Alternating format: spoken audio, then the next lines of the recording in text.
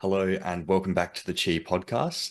Today, I'd like to welcome Kelsey Leigh Knox, who is a holistic health coach and has two companies that center around health and wellness, one of which is Kelsey Leigh Wellness, and the other is Magical Micros. We're going to dive into Kelsey's journey into health and her life experience that has brought her to this point, and now how she helps others with their health. So, I'd like to welcome Kelsey. Hi, Jeremy. Thank you so much for having me. You're welcome. I'm glad to have you on here. We've had a bit of a pre-podcast discussion, and there's certainly some interesting points that I'm looking to dive into. But Absolutely. yeah, we'll just flow from kind of where it started for you, your journey, and maybe explore some of the rabbit holes that reveal themselves along the way. Awesome. Sounds good. I I like to kind of add in a little bit about who I am, where I'm from, because a lot of how I was raised brought me to where I am today. I Yeah. was born in a little suburb of Los Angeles in Southern California, and I was raised in a very low income area and family. And so nutrition and health weren't really a part of our education. We ate a lot of fast food. We took a lot of antibiotics very often. As soon as I started my cycle, I was put on the birth control pill. I experienced a lot of really intense symptoms at an early age, really painful cramps, really, really heavy bleeding, and there was no suggestions or talk about diet or nutrition or anything of the sort. And I didn't really get any nutritional knowledge until after I graduated high school. I went to college. I went to a small community college and I took a nutrition course. And that's when I realized, wow, I haven't been getting enough calories or enough nutrients. Like, this is why I've been underweight my whole life. And some of the professors showed us, I want to say one of the documentaries was called Super Size Me, all about McDonald's and the terrible ingredients and how, the food, it's not really food, it doesn't break down. And that led me down a rabbit hole of, wow, I really don't eat anything of nutritional value. And so I was about 18, 19 years old, and that really started to put things in my mind about food and medicine and how, yeah, most people don't take birth control just because they have cramps, or most people do actually get home cooked meals and all of the nutrients and vitamins they need. And most people don't take antibiotics like 8 times a year. Those aren't normal, healthy people things. And when I got a little bit older, I was about 20 and I had a pretty intense near-death accident with a horse. And so then that propelled me into more holistic healing because yes, my life had been saved and I'm very lucky and blessed. And also within that life-saving surgery of them stopping the bleeding of the artery that was bleeding out, they cut my hip flexor nerves. And so I had sustained nerve damage.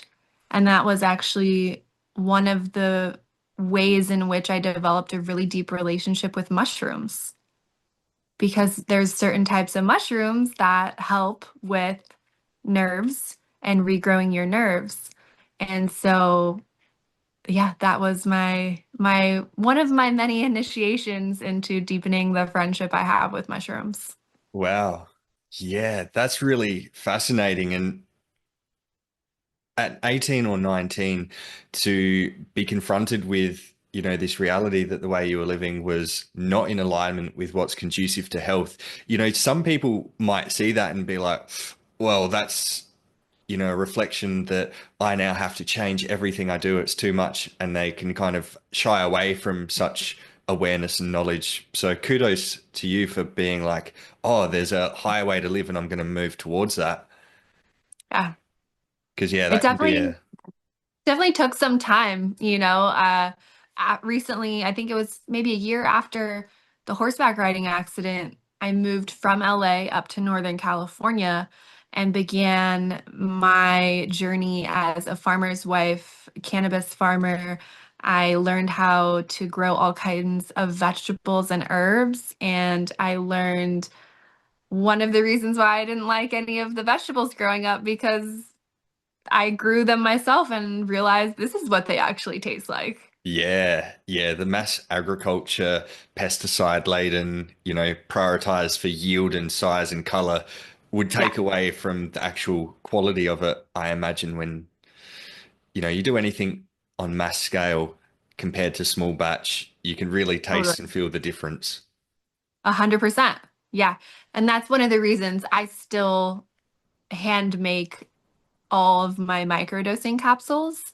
I Mm, have a chocolatier who makes the chocolates, and I have a gal who makes our gummies that they're professionals in those industries. And I want to make sure that I get the quality, highest quality I can possibly find. And so that means that I'm touching the mushrooms, I'm looking at the mushrooms, I'm grinding them, and then, even more finely grinding them and making sure each capsule is put together properly and has all the proper measurements and so on and so forth. Because as soon as you start getting into bigger machines, it just takes away that quality and you're not able to actually get your eyes on it and see what you're putting in a jar before you yeah, sell it to someone, and you're relying on this machine that's not necessarily gonna have your opinions or your beliefs on intense what and quality energy. is. Yeah, exactly. Because I really think the creative process, whether it's creating microdose capsules or creating a recipe, the energy of the person creating that is infused in their intention and like the state they're in. Like if you had Totally. someone that was super angry making you dinner, you'd be like, maybe you don't want to take that on. Yeah, But then if you have someone absolutely. that's in like, their flow state, they're just enjoying it, they can really create something and you're like, oh wow, that feels so nourishing. Yes. Yeah, my partner and I are a big proponent of we don't eat places unless the people and the cooks and the chefs are really happy and stoked to be there. Because a lot of the time, you can even go to maybe a farm to table place. However, maybe the employees are having a bad day or someone's not feeling well, Mm, whether it's mentally, emotionally, whichever way. And that it affects the quality of your meal and that energy that you're receiving, right? And that's part of the totality of health. It's not just yes, about what I'm physically putting in my body, it's also the energy that's been put into it. It's also the intention. There's absolutely. so many layers to all the things that we ingest. Absolutely. I found that while traveling that I could go to a place that was high end, nutritious, but if they Mhm. were treating me like a number coming through, I found more nourishment going to a place that maybe wasn't as nutritious, but had such a family, just wanting to share their food from love type vibe Yeah. where I was like, that's where I'm going to go. Absolutely. I have the same experience. I recently last year, went to Greece, France for the first time, and the hospitality is so much different than the States. It's Mm, incredible how kind and helpful people are. And yeah, that's just not often the experience I have in the States going to certain places. It can be you're a number, you're a job. It's very informal, and it's just like there's not a lot of connection there at yeah, all. yeah, absolutely. I really thrive on warmth Yes. and openness. And so when people can like recognize and connect with me on like a deep level, I really appreciate that. So yeah, I find that a little bit of a struggle sometimes when you are treated as a number or just as, oh, you're the customer, I'm the server, and we're here interacting as these kind of roles instead of like, you know, I'm a being, you're a being, you're here, we're connecting type thing. Yeah, I love the spots in just in our little town here where we get to go and, oh, hi, so and so. We know each other's names. We know maybe we had a conversation about this situation or that situation. And so we have a little check-in, and it's definitely more family oriented, like small town vibes. And that energy is like, I would rather go to the grocery store to this particular cashier who knows my name, you Yeah, know? yeah, And then yeah, when I'm there and he's not working, then I'm like, oh, you know, my favorite cashier is not here. And yeah. so it makes a big difference about of your experience, and it could be anywhere. Absolutely, because human connection is, I guess, what we're talking about here, and that is such a fundamental part of our human experience, especially as we go forth, and that really feeds into the totality of health, doesn't it? It really does. I got sober actually when I was 21 years old. And I had moved up to a different area of the state. It's like 8 or 9, 10 hours away. I didn't have any friends or family, and I didn't necessarily expect to get sober. However, that's what happened. And I not only had a childhood of poor nutrition, we also weren't taught coping skills or any way to deal with emotions. Our family experienced a lot of grief. And so when I got sober, I learned how important community and connection and really having people that you can call and talk to or receive support from, and how important it is to take accountability and not blame others and really look at yourself and what part did you play in this situation? You know what I Mm. mean? And so that was one of the next like steps for me, was getting sober and really looking at myself and really sitting with myself. And also, yes, realizing some of the experiences I had, I chose to put myself in an unsafe situation, and the results and consequences were very traumatic. And so, working through those things and like reprocessing some of those traumas and allowing myself to forgive myself was where I found a lot of freedom, actually. Yeah, absolutely, because it's so easy to hold the focus on the person that did the offense to you, but I think a deeper layer to that is, like you said, how you allowed yourself to be exposed to that. And then there's a part of you that can't forgive yourself until you recognize that at some level you contributed to that situation occurring. And then that process of forgiving the self can be quite hard as well. Yeah, it's been a big part of my personal practice, is that self-forgiveness.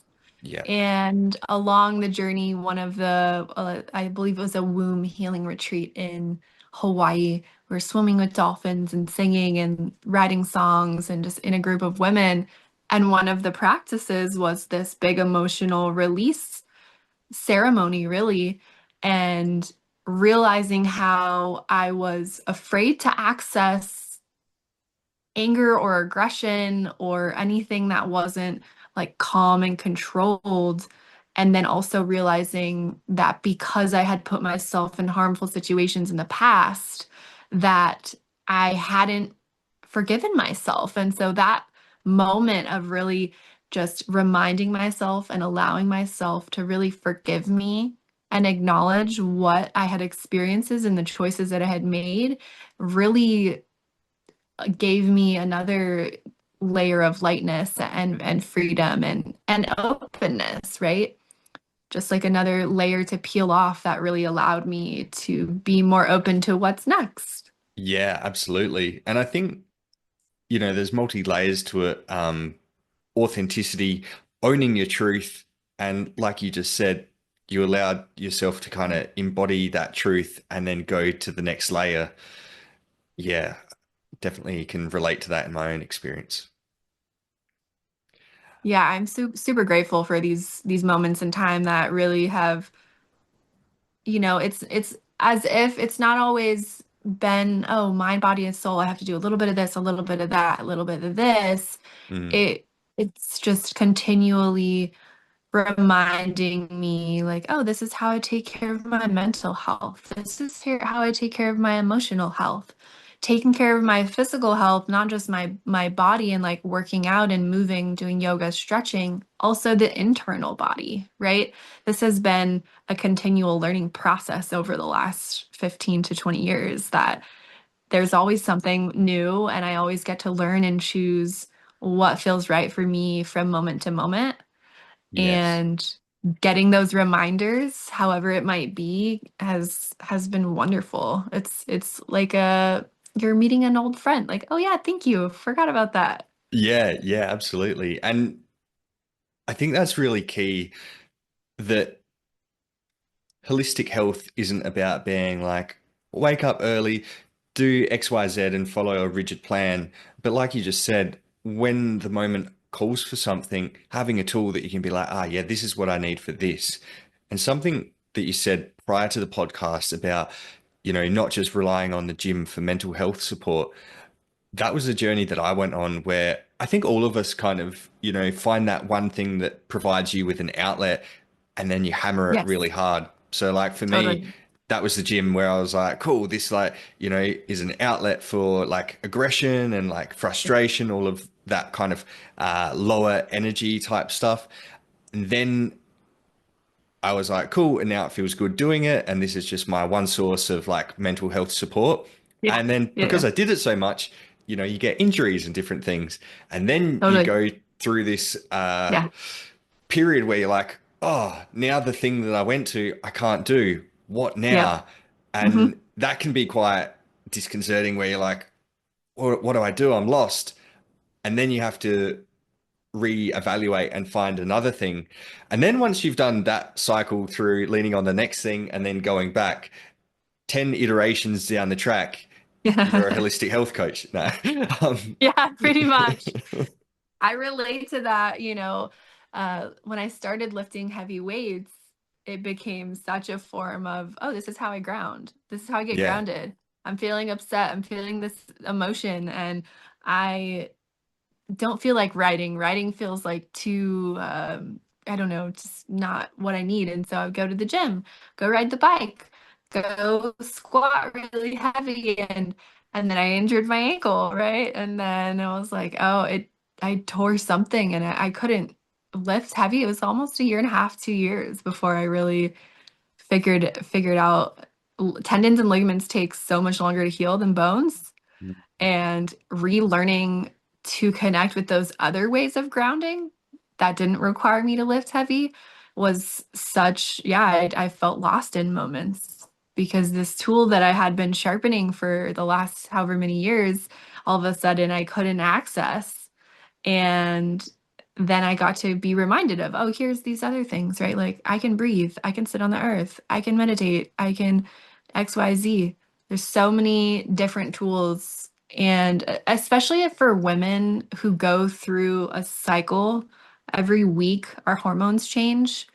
It's so important to have a toolbox for each week, each flow of the cycle because it's often our bodies, minds, everything wants something different as the hormones change, nutrition wise, movement wise, all of the things. And so I've been doing a lot of studying about how fasting with the cycle and the hormones can be helpful.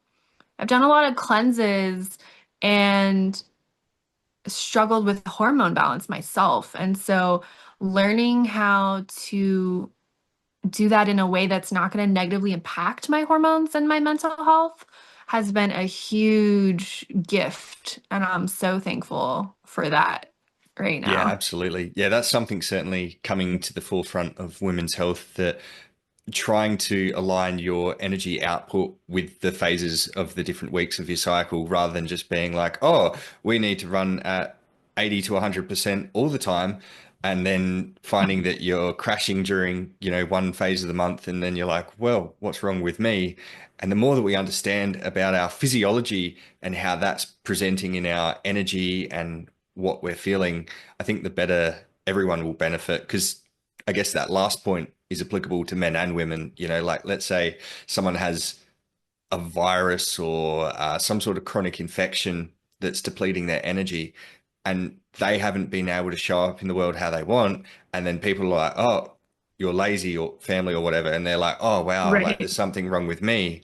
And then let's say they did take, an antiviral or something, and then their energy levels go up and they're like, oh, I thought it was years of me being the problem, but actually there was something in the physiology that was stopping me being able to show up how I wanted.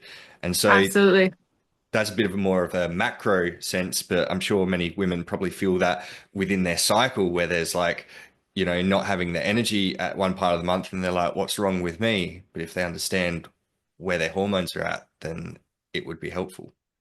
It's so incredible to see where there's more information coming out about studies with women particularly because before like workout most nutrition workouts and hormonal studies were based on men, and so getting these more like workout nutrition hormone studies based on women is going to change a lot for us Mm, as individuals, and I think it's also going to help in the way that we are able to relate with each other as men and women, right? So for me, I made sure like to book this podcast when I'm like feeling super dynamic and I'm feeling super social and energized. So that I'm like here, I'm present, and I do my best to rest when I'm on the part of my cycle where I'm mooning. And so it really does make a big difference in the way that we can show up, not only for ourselves, but also for each other.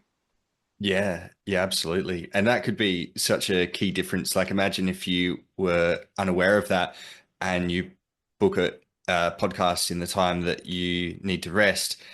And then, you're doing that all the time, and then your presence on social media isn't your full, most social self, it could have quite Right. long-lasting implications. Absolutely. Yeah, it's a big learning process, and I think for all of us, right? And learning how to just go with your flow as a woman is so helpful, and I think it's going to make a big difference for men as well to have that information of like, oh yeah, I can't necessarily expect my partner or my sister, friend, whoever to be, you know, at 100% all the time, right? Because Yeah, that's not how our bodies work. And like kind of going back to the physiology aspect, when I was really involved in the gym in hopes that that was going to help my mental health and depression, I was always being told, "Oh, just go to the gym. It'll boost your dopamine and serotonin." It was having the opposite effect, right? I was feeling more drained. And so when I started digging into some more testing, like blood tests and so on and so forth, that's when I learned that likely from the malnourished childhood I had, my cholesterol was very, very low, which is the building block of progesterone, which is the building block of dopamine, serotonin, and oxytocin. So I actually didn't have what my body needed to be able to even produce the precursors to produce dopamine and serotonin. yeah, So once I got that sorted out and I was able to change my diet and get those nutrients, it completely shifted my mental health. And thankfully, I haven't dealt with depression in a handful of years because of that simple fact, that simple test that told me that, my cholesterol was low, eat some more healthy cholesterol, and that was that. yeah. It's really great when you can have an objective thing like a blood biomarker and have the underlying knowledge of the mechanisms to then go, oh, now it makes sense of where I'm at. So, yeah, was that through a practitioner or a doctor, or how did you come to find that out?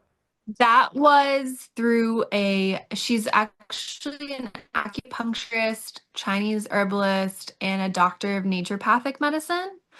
And she's been certified since I think she said the late 70s, early 80s, and she's always learning. and she's just been helping me for 8 years. And so we've gone through all kinds of different blood work. Well, this area is looking good, so maybe let's do a GI map and see the digestion, or right, like Western medicine told me that I had eczema. Come to find out, it wasn't at all. It was a bunch of bacteria that had overgrown, you know? Yeah, And interesting. so something I had been trying to cleanse for, I think it was nearly 2 years, I dealt with this skin problem.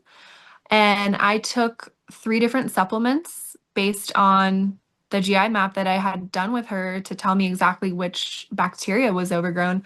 And my skin and my eczema went away within a matter of weeks. Wow.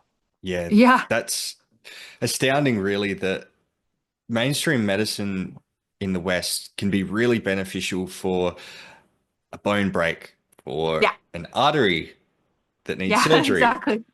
But when it comes to anything of a chronic nature, is definitely where it falls short. And that's where the Eastern TCM and sort of things really pick Yes. up the slack, I think.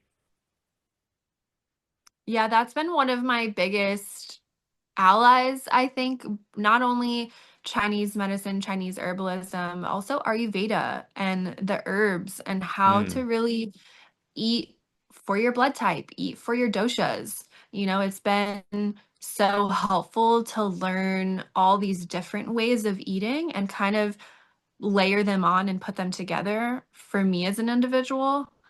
And like we were talking earlier, there is really no one size fits all type of thing. Like we yeah. are all very different, and so it's helpful to have different tools at different times. So depending on what it is, like just last week, I dealt with, I don't know if it was food poisoning or stomach virus that's going around, but I tried a water fast, kind of made it worse. So I went for a dry fast and it was gone in about 24 hours.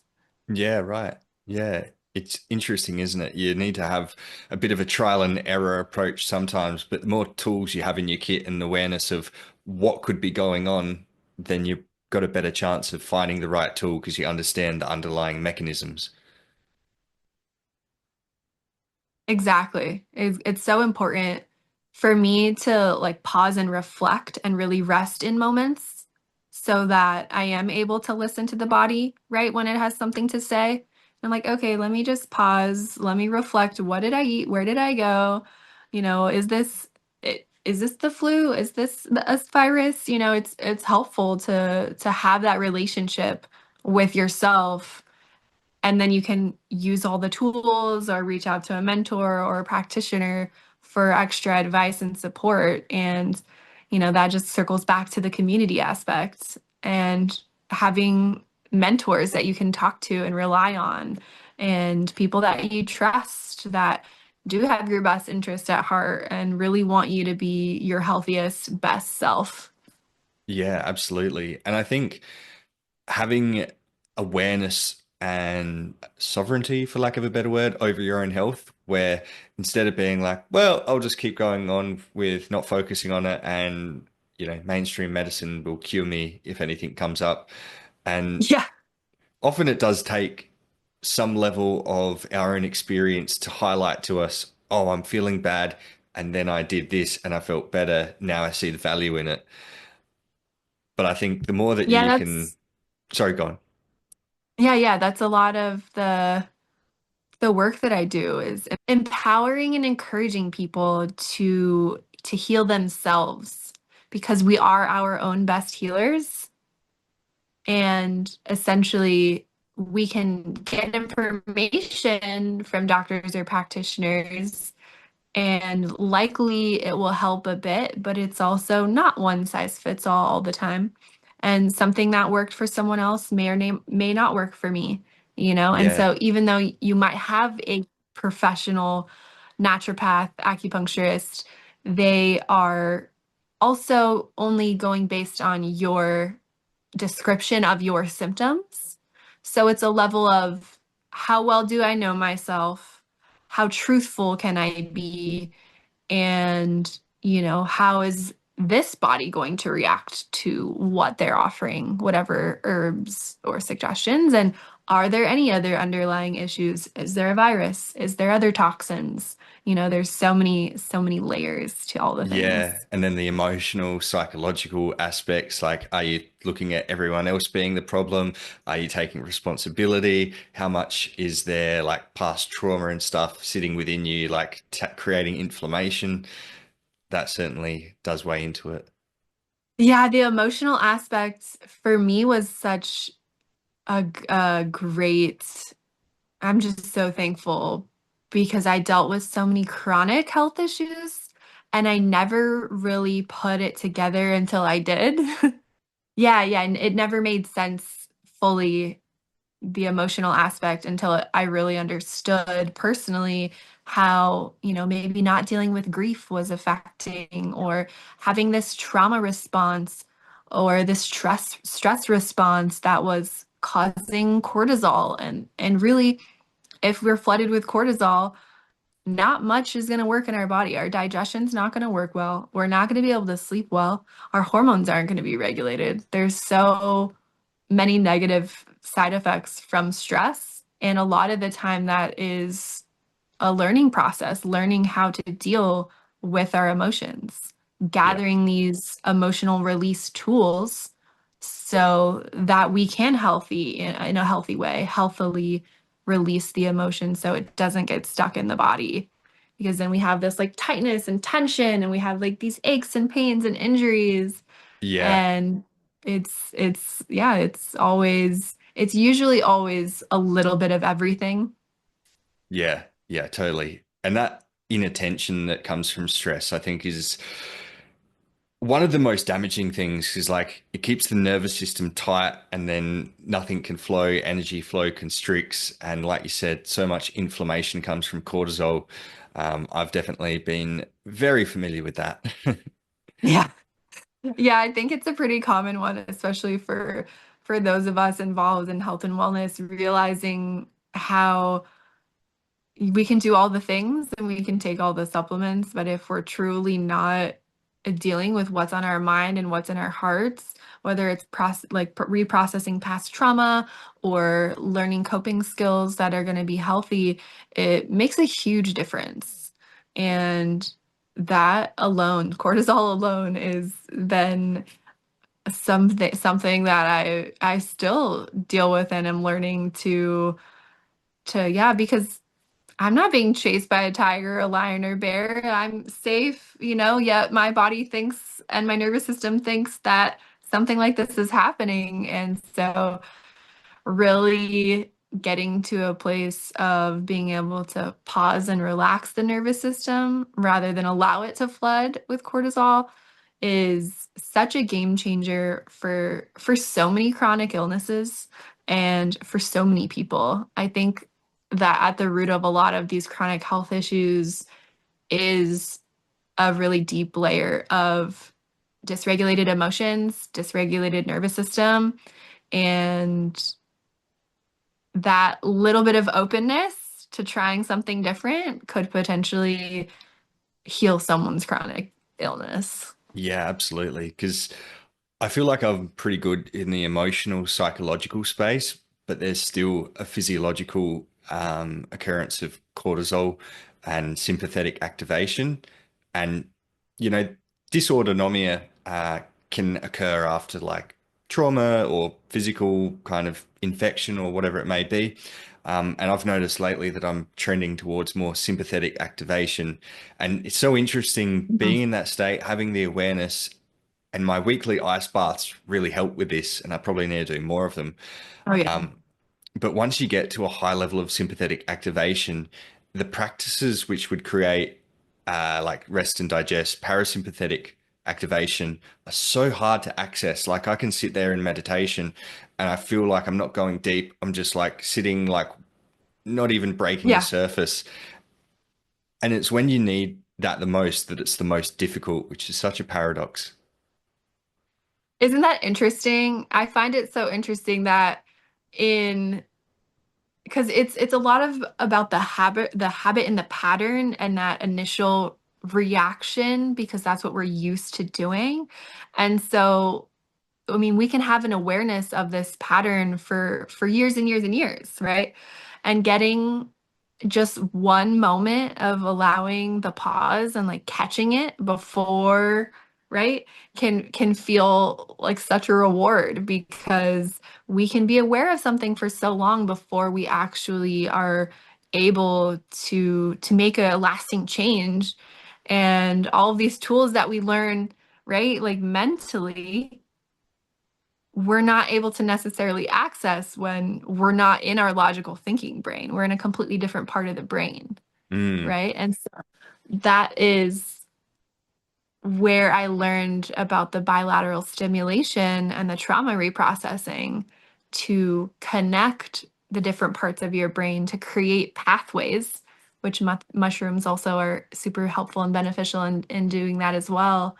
And creating those pathways can really help you to be able to start to slowly make those changes and start to unwind that nervous system that just wants to like tense and tighten like but it's like wait a minute, that's a very minimal situation. We're used to very much more intense stress, like that's, and really like gauging and like finding the balance. yeah, yeah, absolutely. And something that stood out to me there is we can go for years in a high stress state, and what would have been stressful at the start then becomes our normal state, and we don't even realize that we're at a heightened level of stress, but it has that effect of damaging our physical body. But also, when you're in a stressed state, you're not in your best self to show up for yourself and others. So when you do get that chance to reset and you're like, oh, wow, I didn't even realize it's been years that I've been operating like this. It can be such a mic drop Yeah. moment where you're like, oh, there was a whole new layer to existence of well-being that I could have had, and I didn't even realize it existed. Yeah, that's the interesting part to me about trauma, right? Like I've had these moments in my life where near-death accident with the horse and other traumatic moments that basically made the level of cortisol I'm used to so high that these little moments of it doesn't necessarily feel stressful, but because I'm used to such a high threshold of stress and cortisol, my body is still having this physiological reaction, and yet maybe I'm not even realizing or noticing. And Mm. so for me, I've relied a lot on supplements to really help my body process and eliminate the cortisol because it Which tends to ones? stay in a I love a combination of ashwagandha, L-theanine, and I want to say this one has magnolia bark Okay, yeah. extract. Yeah, I reckon And I've seen that in a few of the concoctions that I've had. yeah, it's a good one. I love it. It really helps, honestly, everything. My sleep is better. My appetite is more consistent, all the things that start to like go offline when we're feeling stressed. And then when now it's more of a, okay, logically, I know for most people this happened and that's probably gonna, in other people would likely create and cause stress. So I'm gonna maybe double up my dose, maybe, Mm. double my dose of the microdose, the mushrooms or something like that, or have some extra nervine tea with some lemon balm and catnip and chamomile to relax me even more throughout the day. And so it's a lot of, getting to know myself and also others because of what I've experienced in my life, I can't always or I'm not always able to realize like, oh, this is probably would be a very stressful moment for someone else. Yeah, yeah, yeah. Because once your threshold is up at that level, the benchmark for what you perceive to be stressful is set very high. So then, Yeah. over time, if you've had minimal stress, you still do feel when something's super stressful. But yeah, it could be something that would be like really stressful for someone else, and you're like, ah, another day in the office. Yeah, exactly. Yeah, totally. When I wanted to ask you more about the mushrooms. So Do you get into like reishi, lion's mane, those ones? All of them, yeah. So most of our products have it's a 14 mushroom blend. So you have reishi, chaga, turkey tail, lion's mane, cordyceps, paria, some oyster, brahmi, blase, and a few others that I can't pronounce. And when I dug into getting to know each of these mushrooms individually, what I learned was the combination of these 14 offer up to 150 different health benefits, from digestion to nervous system to skin to hair, so many different things that they heal. And so adding psilocybin to that mix or adding them to the psilocybin really helps basically just speed everything up, whether it's nerve damage, whether it's PTSD, anxiety, depression. We've even had clients who've had several severe concussions from motocross. All of these different types of, let's say, nervous system diseases are, there's just the benefits are unreal to Yeah, witness. it seems like there's definitely a synergistic um, result when you do have multiple mushrooms together. Because I guess you could use one for a specific thing, like people often use lion's mane in isolation. Um, Uh-huh. but have you seen much of the difference between using it isolated versus, yeah, as a complex blend? Um, I would say with chaga and reishi, those two are really great for immune support.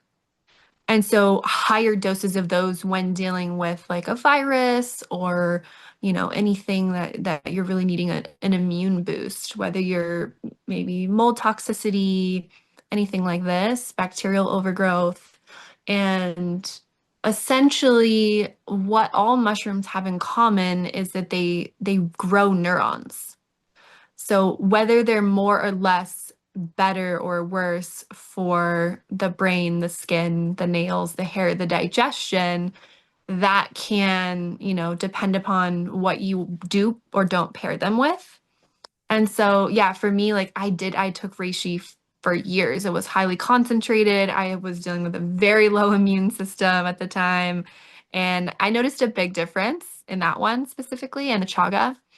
I with lion's mane, it's really hard to notice or feel a difference for me personally because you can just eat so much of it.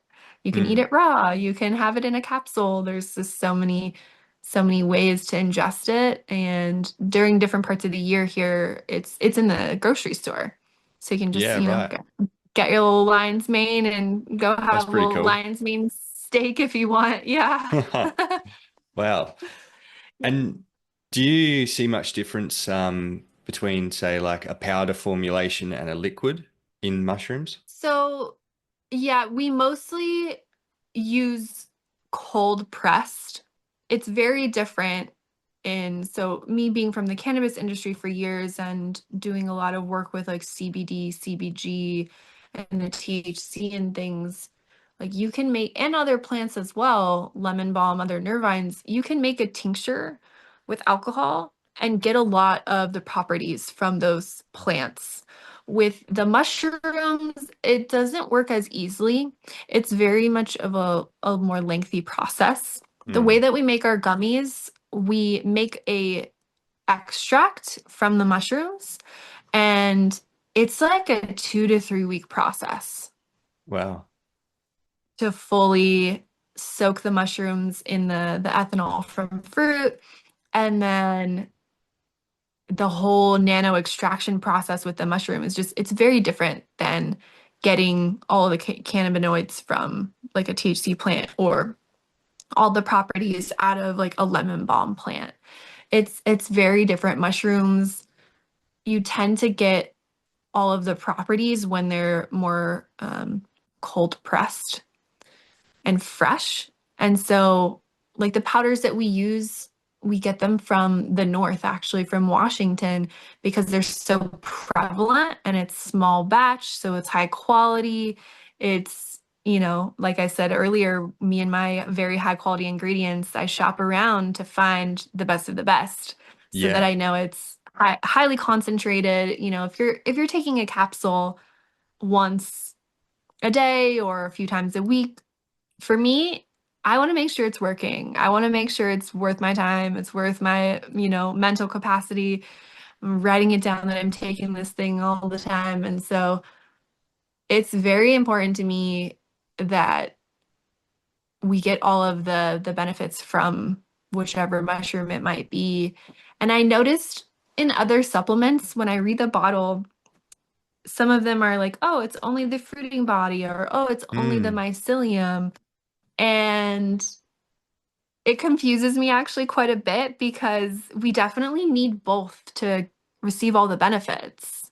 And so I just, yeah, marketing and things like this, I tend to get a little like, about. I don't always love it. It gets a little irritating to me because we're marketing something that's like good for breathing or, you know, sinuses or whatever, or it's good for this particular immune support, yet they're not necessarily combining Mm. like all parts of the fruit, the fruiting body and the mycelium to truly receive all of the concentrated benefits.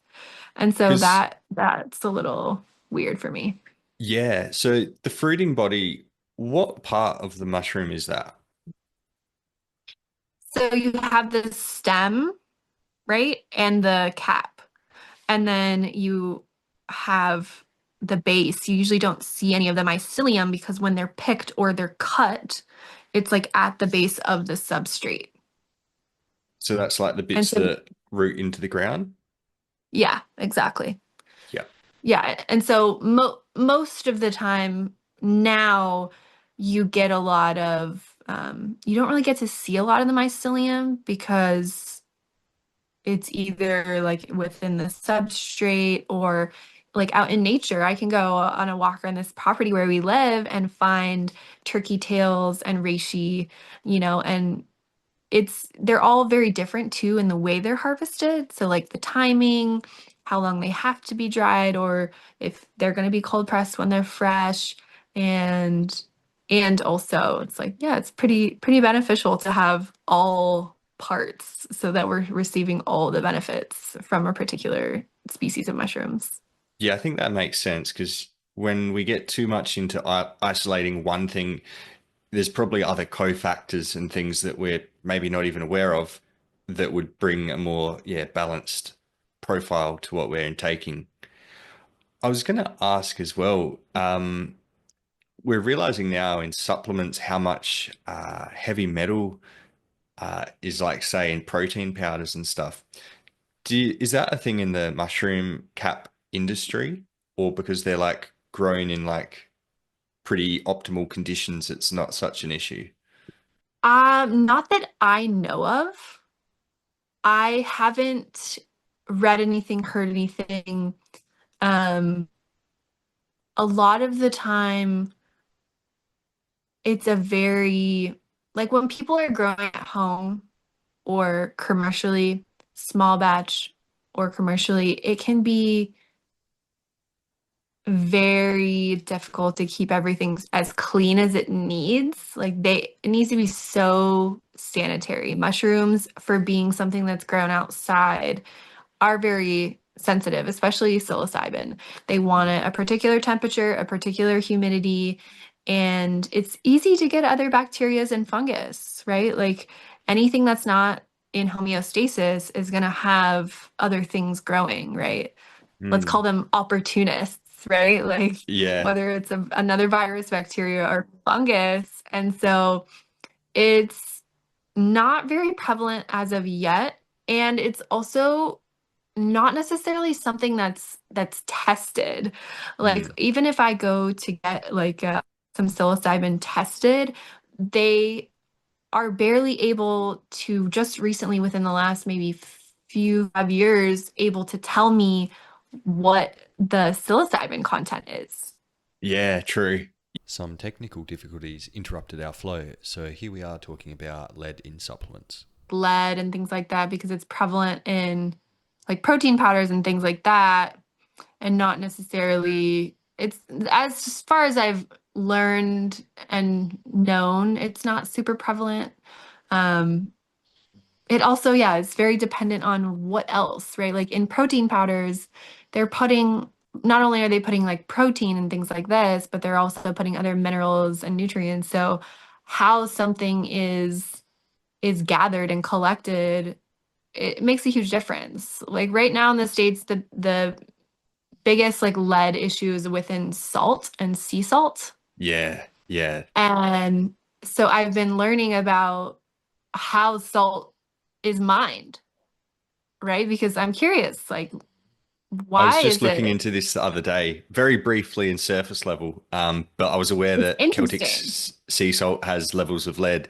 And so there's right? two kind of, I guess, sustainable options that I did see. One is an underground aquifer, which Yes. doesn't have lead contamination. And then I think the other one was a place in Spain where they do it by hand, I believe, from like some massive deposit Right. in a mountain. Yeah. What did you discover? I was just looking into different parts of the world and these more like sustainable ways and small batch. And so we've been ordering salt from Iceland Mm, because it has, as far as we know and as far as it's been tested, the lowest lead content, if any, that is traceable. And yeah, it's so interesting how when I notice when something becomes a trend that they have to, it's like supply and demand, right? So there's a demand, so now we have to up the supply. And so anytime you're doing something really fast, usually the quality goes down. yeah, totally. Yes, absolutely. Because that can be the problem with our profit-driven system that when Yeah. people are like, oh, there's $100 to be made there, we can go get this for 50, make it happen. Corners get cut.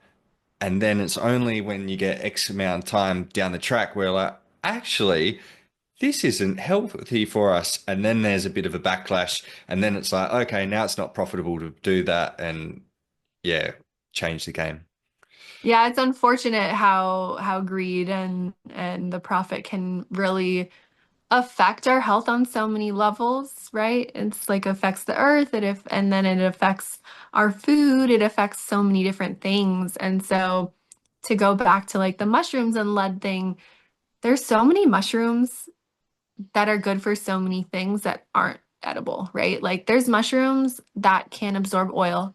There's mushrooms that can absorb radiation, but those aren't necessarily mushrooms that you want to ingest and be putting in your products, Mm, but mm. will it support and clean that part of the soil and the earth or the ocean that has an oil spill? Yeah, it will, you know?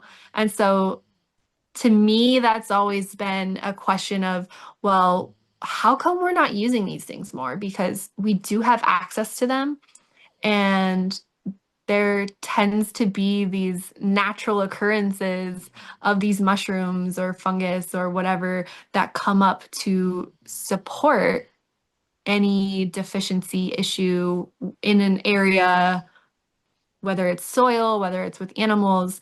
There's usually always something that the earth provides us It's very to interesting the benefit.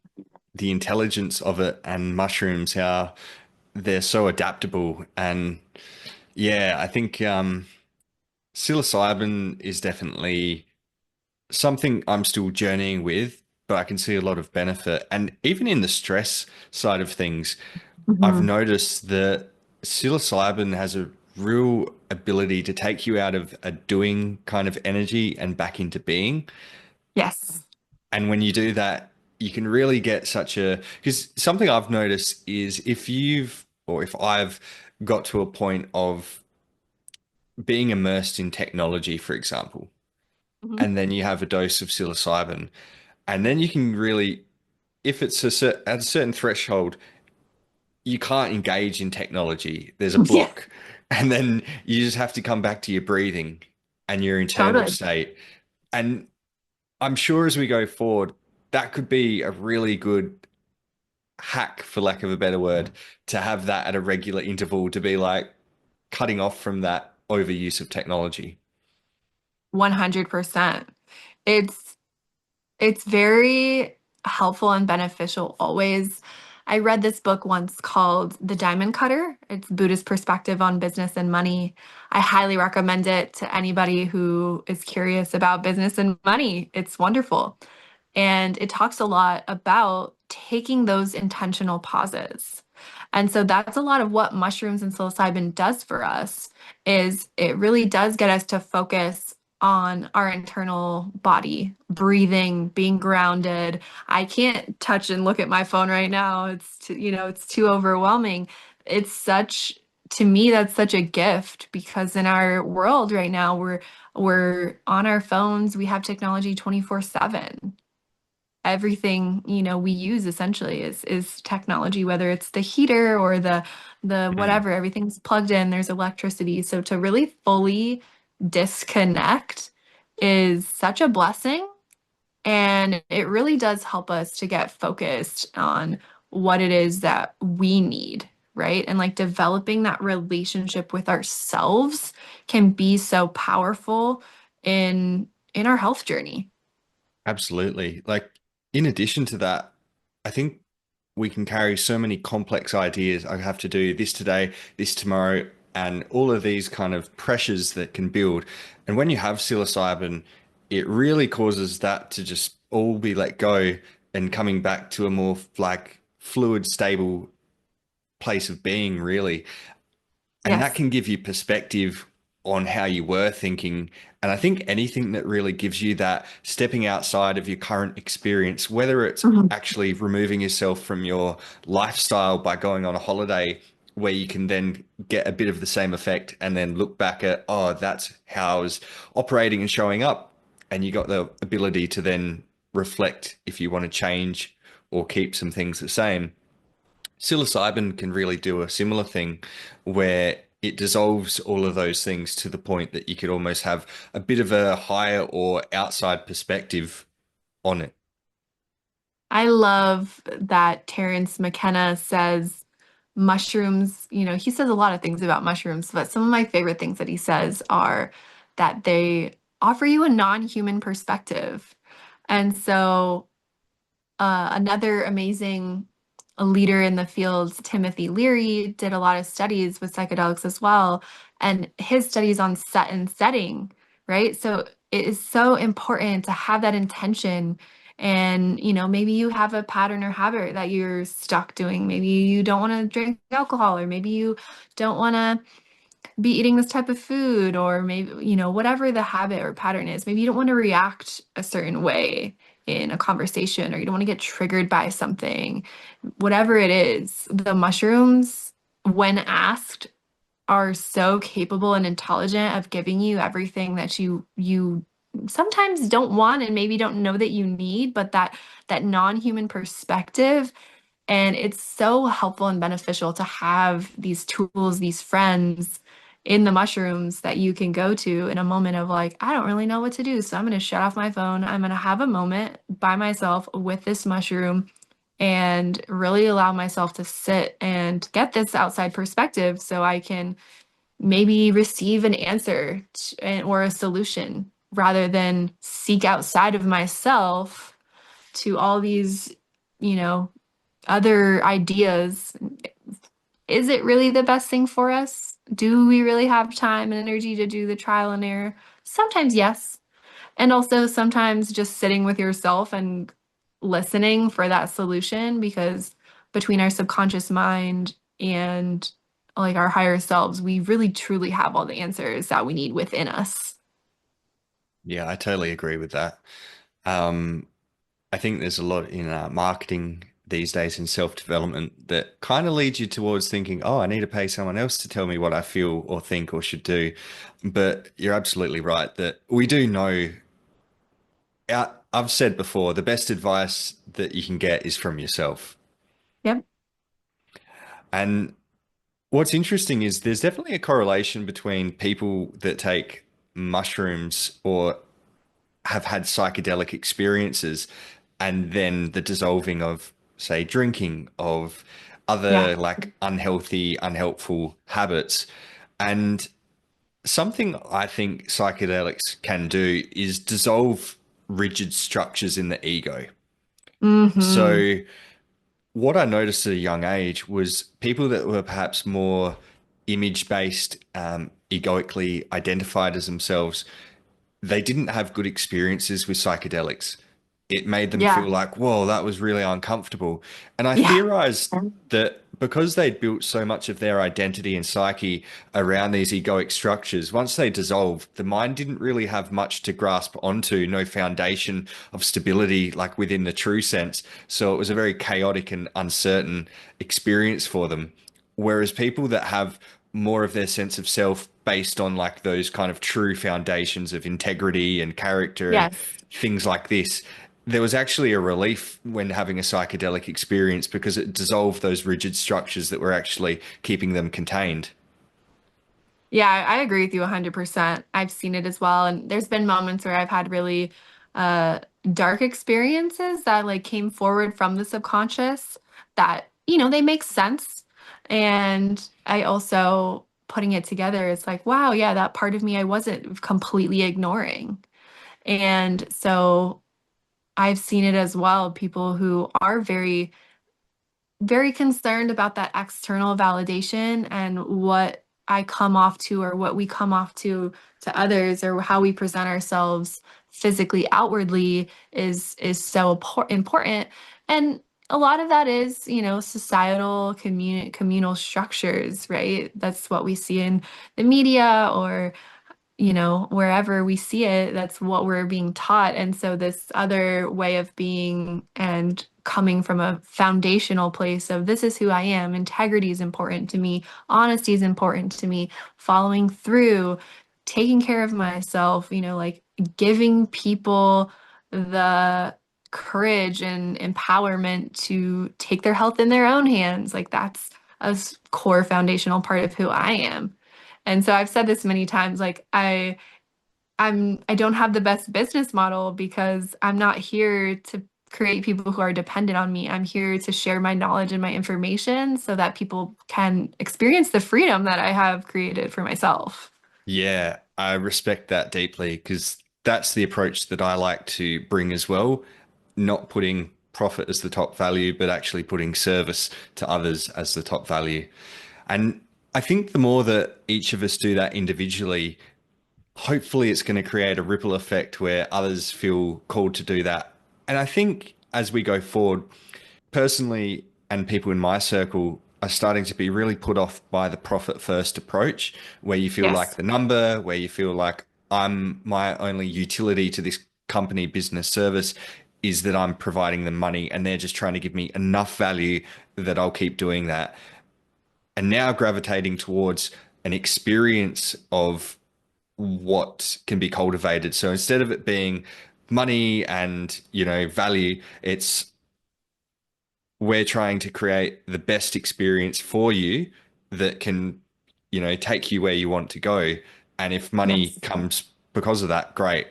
Yeah, it's definitely how I envision the world becoming and moving towards because at one, and like I would say coming back to, right? Because at one point, that's how society and community worked. You had your people in the community that were really great at emotional support, and you had men and women who did that. You had men and women who were great gatherers or, organized this or were able to read the weather or what have you. Everybody has their skills. And so to be able to come together and offer these services and to receive back what we need also, it's how at one time the world was working and Mm, now I think we're starting to slowly get back there because it's also technology is great and all pros and cons of everything. There also is a big wave of like scams and like that has been so mind-blowing to me that part and portion of the whole social media internet like AI situations.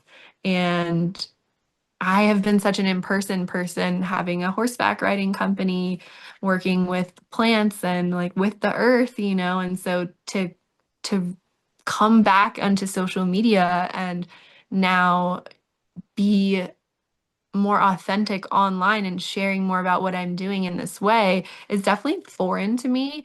And I just notice like the algorithm and like all these things coming on social media. And so like being somebody who's of service and like wanting to share knowledge and information and also like being targeted for certain like sales and things like this. Mm, Like, oh my gosh, the amount of messages I get from coaches, I'm like, wow, it's yeah. incredible. I changed my Facebook profile because of that. I was like not accepting any new connections for 2023 and Yeah. like it and changed my profile from having anything to do with coaching in it because yeah, the cold DMs were really off-putting and Yes. I really, yeah, you know, one thing if you want to offer service, but I really get my back up when someone's trying to sell me something, as I think most of 100%. us probably do. But some are more Yeah. tolerant than others.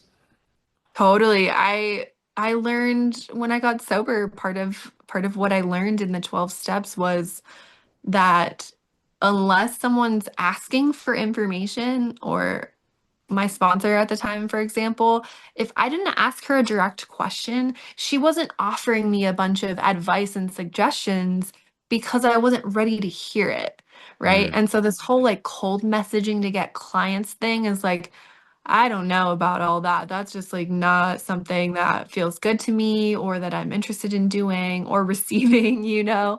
And that is because it's like if somebody is wanting a particular type of support, typically the first thing they might do is look up online, yeah, you know, yeah, do a little bit of research. There's so much knowledge and information out there.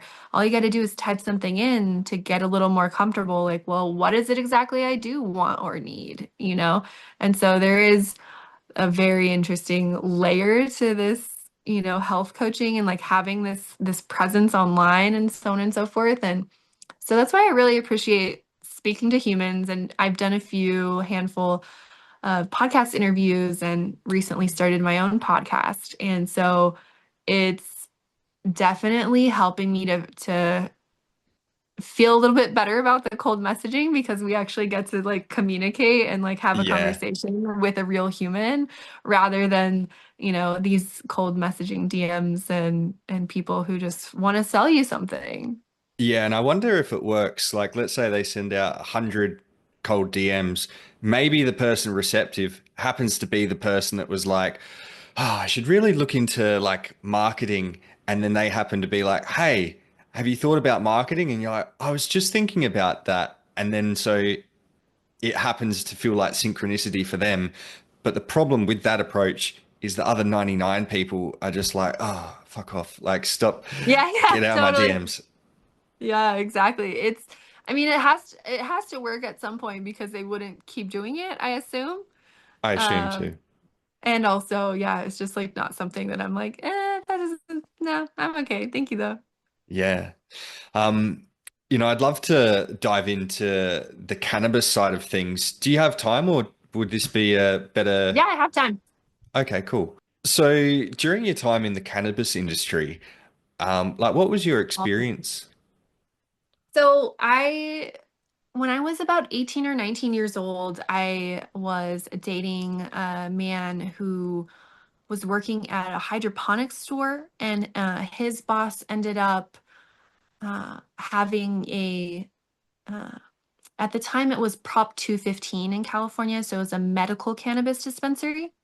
So this was about 2010, and I started as a bud tender. Wow, what a Yeah, job. so yeah, it was a very interesting job to be a bud tender. And then through that, I learned how to take clones. I learned how to trim. I learned how to do these other different jobs because the bud tending aspect for me, I did it for, I want to say it was about like a year and a half, 2 years. And I was And also assuming what a bud tender was, but could you explain it for those who don't know? yeah, of course, a bud tender. So it's much like a bartender, and in the way I would be serving the bud, and so they would come in, right? We would have a menu. At the time, there was like jars so they could see which strain, sativa, indica. A lot of the time, they would have us try a lot of these things so that we could give an honest personal experience and like, does it taste like this? Does it feel like that? And so we had so many different types of patients come in, so many different types of ailments, issues, and always my favorite are the older community that's, either dealing with pain or sleep or appetite, maybe some patients, cancer patients here and there that just want some edibles or to drink something to help with the chemo side effects. And just to see their eyes light up was incredible, like a kid in a candy store. And then from that period, moving up to Northern California is when I started to learn how to tend to them and grow our own and do the full harvesting process. And it's it's a very intelligent plant. It's very similar to the growing the mushrooms in the way that they're just so smart. And they have a lot to tell you if you're paying attention and you're listening, right? If you're slowing down enough to really be present. Most plants will tell you, I'm thirsty or I'm overwatered or Mm. I'm deficient in this mineral or nutrient. Much like humans, like our bodies usually tell us what we need. It's just whether or not we're actually going to quiet ourselves and slow down and listen. Yeah, and adapting to the language. Exactly. Yes, it's everything speaks a very similar language. I learned through traveling how body language and is so easy to read, right? And like maybe I don't know the pronunciation of this word, but if I'm like bathroom and they're like, yeah, it's over there, but they don't fully know what I'm saying. I don't fully know what they're saying, but we get the gist of what I'm saying, right? Yeah, yep. And so it's the same thing with like plants and growing things. It's like maybe you don't speak their exact language, but you can sort it out and figure it if you really want to decipher what it's trying to tell you. Yeah, and it's quite astounding to me from Australia to hear about, being able to grow and cannabis farm. I'm like, might be time to move to the US. Yeah, it's been an interesting it's been so in Australia, you guys, what's the situation with cannabis and Yeah, so basically in psilocybin? Australia, yeah, it's all illegal. No medical, no nothing. There is medical, and that is coming through a bit more now, where more people are getting medicinal cannabis. It, Uh-huh. I was thinking in terms of growing it. I think one is an on the spot fine with no criminal record, and then more than that does go to court. Then, with regards to psilocybin, I think there's something in the pipeline for therapeutical use, if not already. Hmm. I'm actually, I should be more up on that, but yeah, that's my rough understanding. Wow, yeah. So in California, each person is allowed to grow 6 cannabis Wow, that's quite generous by comparison. plants. Yeah. But that, from what I hear, it's quite a fun experiment to grow cannabis, looking at it like a science experiment and, Totally. seeing how you can get a bigger yield, what you can do to get it to grow into, a wider and like higher plant.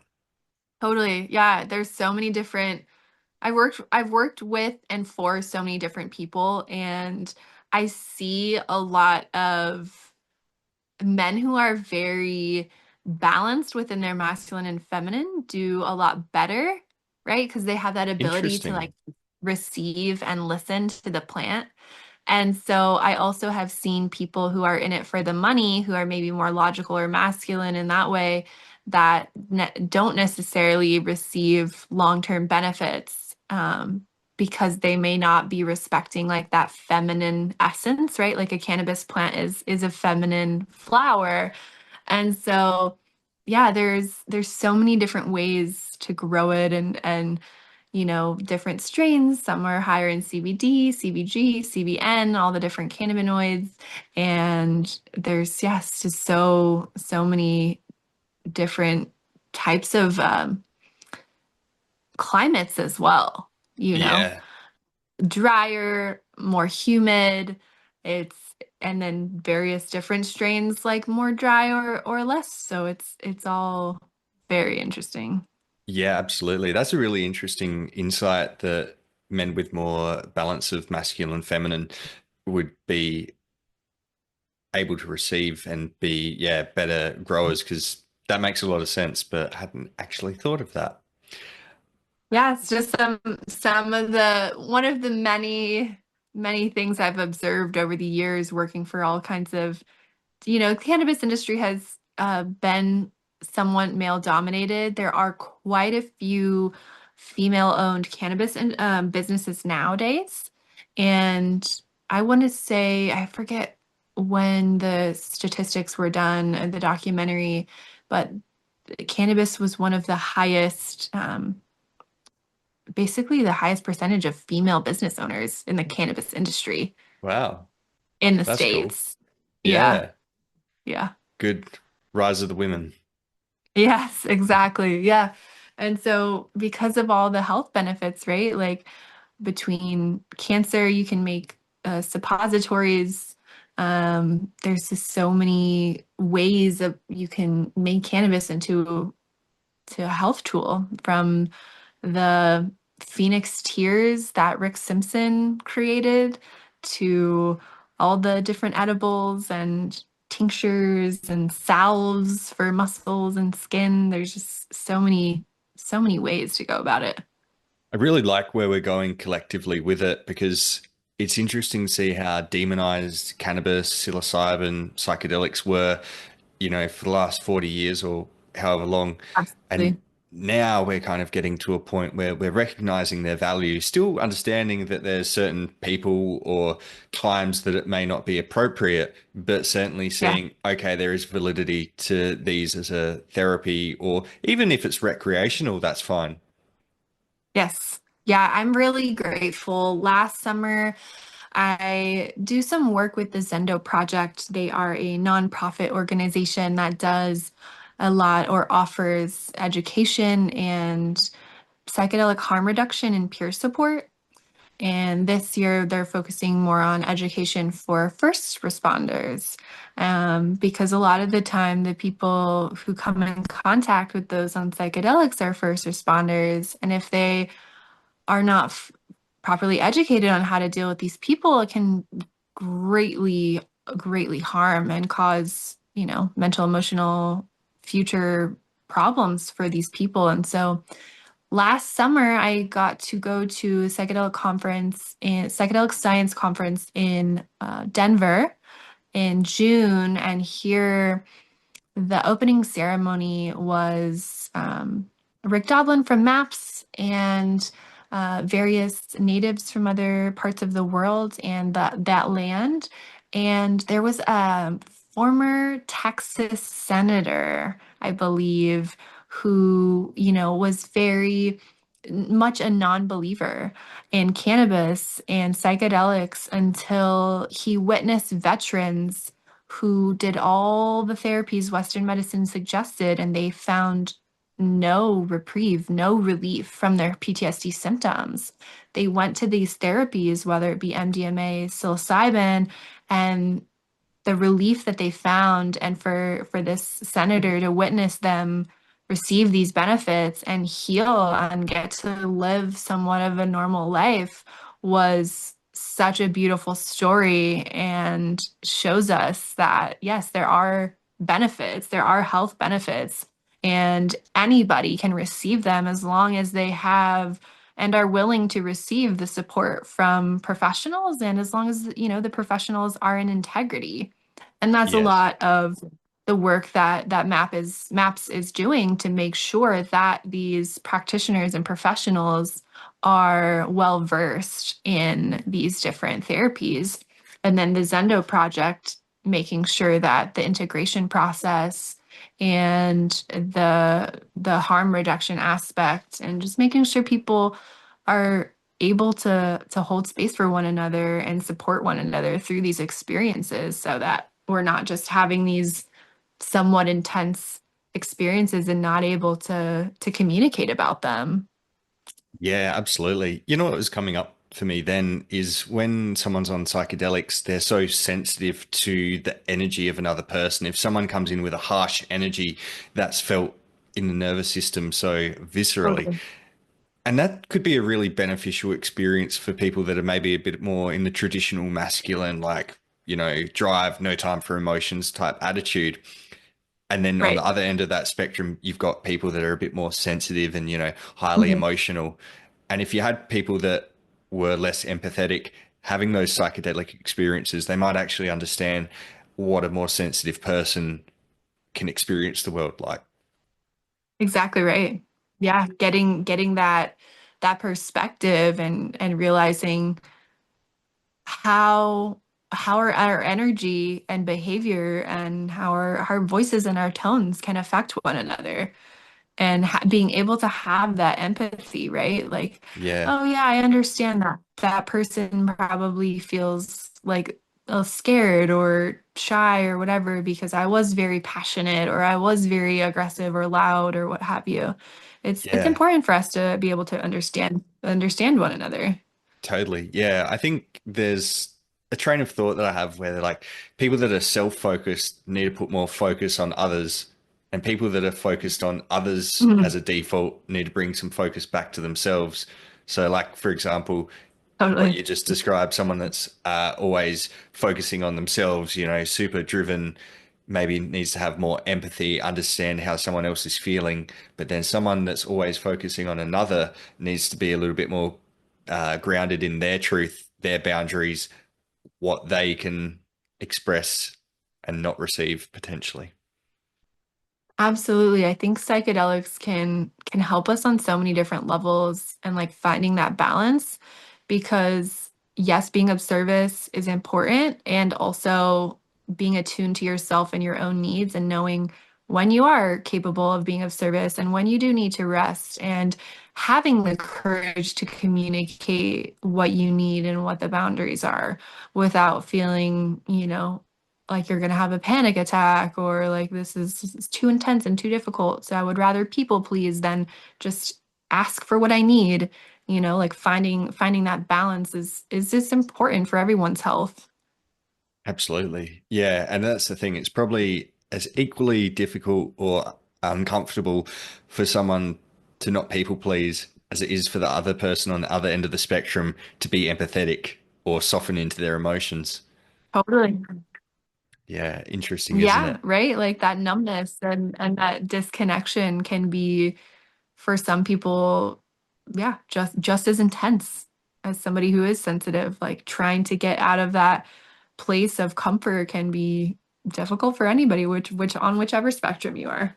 I've Yeah. experienced both, personally at Yeah. different times in life. And so I can totally attest that yeah, when I was numbing and disassociating, like coming back to a place of feeling those emotions felt like a bit of an ego death. And then when I was in a place of like people pleasing and like not being able to clearly communicate, that was, causing me to sweat and stress, So really, really coming to a place where learning how to communicate, clearly speak up and have the courage and also know when to communicate and know when it's probably a waste of energy, right?